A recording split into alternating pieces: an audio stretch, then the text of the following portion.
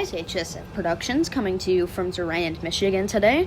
Today we railfanned the Canadian National Flint sub and the Canadian National Holly sub at the Durand Depot in Durand, Michigan. Now, let's go ahead and get started.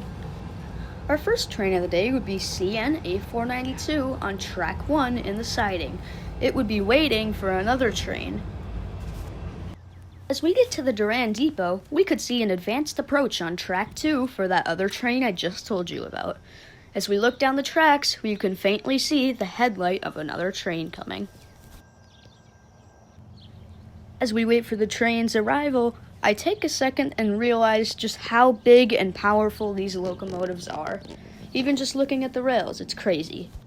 A couple minutes later, the advanced approach would improve to a clear signal. 7 minutes after the signal improvement, we would see the headlights of Canadian National Train X295 heading westbound on the CN Flint sub. 295 is daily auto racks out of Toronto, Canada for Chicago, Illinois. This train is normally completely auto racks, but it has been known to have some manifest on it. 295 runs via the Oakville sub, the Flint sub, and finally the South Bend sub.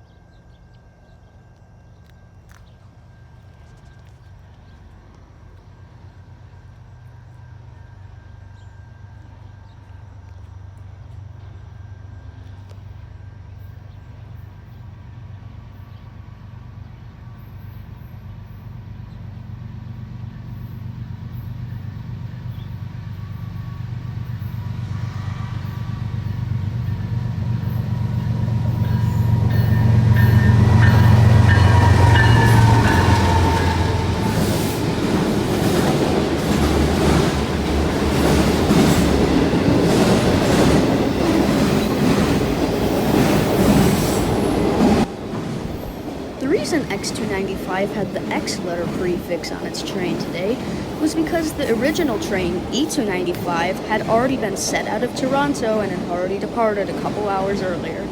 But there was extra traffic that needed to get to Chicago that day, so they made an extra train, and that is how extra trains sometimes are made.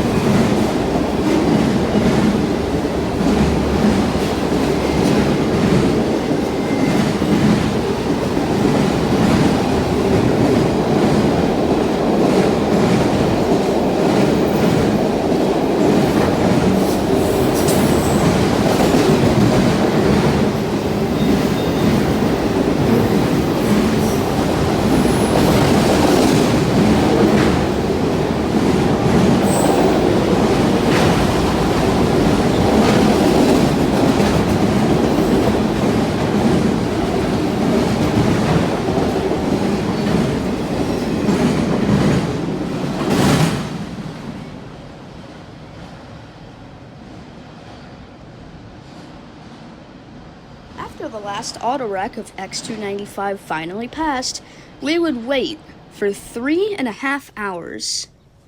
As we waited for the next train to get lined up, I took a minute to look at the diamonds here. I realized that the Flint sub side of the diamonds are high-speed diamonds, and the Holly sub side are slow diamonds. The reason we wouldn't see a train for the next 3.5 hours was because a signal maintainer came to work on the signal bridge and tied up the main for around 3 hours. 20 minutes after the signal maintainer left, we would hear a horn off in the distance, a second-gen K5HL, most likely an older generation GEVO. This would turn out to be the leading locomotive of train M399, a westbound train on the Flint sub. Just like X295, M399 is actually manifest from Toronto to Chicago, taking the exact same route that X295 took the same morning.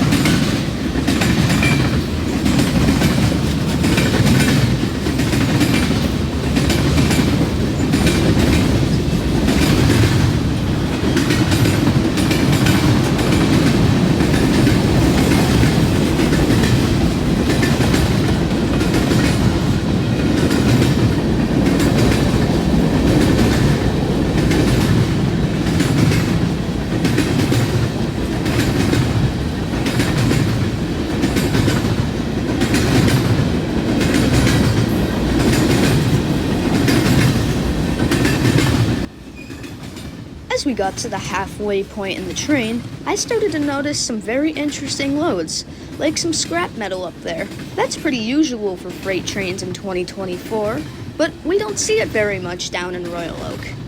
Something else that I noticed that comes a little bit later in the train were these R.J. Corman hoppers filled with scrap metal. I wonder if that came from a wreck.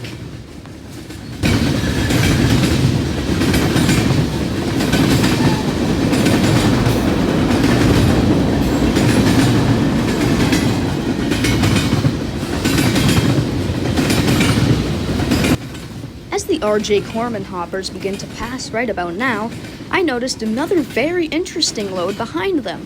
I have no idea what type of load this is, but here it is. If you know what the kind of load that is, please tell me in the comments, because I have no clue.